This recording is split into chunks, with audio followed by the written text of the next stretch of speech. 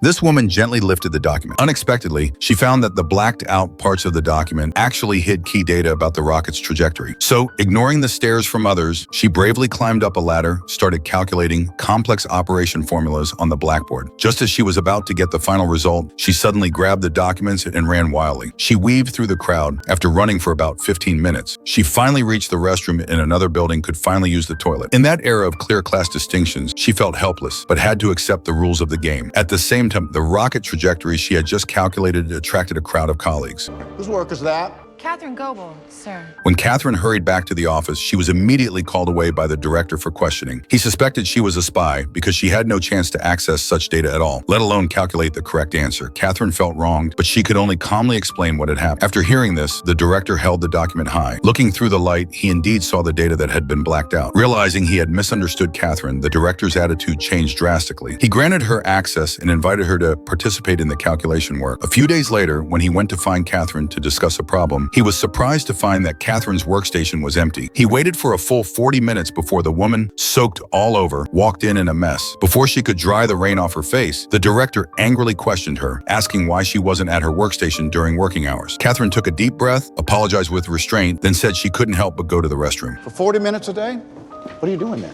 There are no colored bathrooms in this building. I have to walk to Timbuktu just to relieve myself. Catherine erupted. She powerfully accused all the injustices she had suffered. In this office, even the coffee pot had a label. Black people could only use the small pot labeled for coloreds. Catherine's words left everyone silent. After thinking for a moment, the director personally tore off the label on the coffee pot and handed her a piece of chalk, asking her to immediately calculate the rocket data needed by the military leaders. Catherine walked confidently to the blackboard. When it came to calculations, she had never doubted her abilities. In a few minutes, Catherine calculated the correct answer, which took even less time than her trip to the restroom. She broke down Prejudices with her talent, gained recognition from all the senior officials present. Then the director picked up a crowbar under everyone's gaze, forcefully smashed the sign for the coloreds-only restroom. From then on, Catherine could go to any restroom she wanted.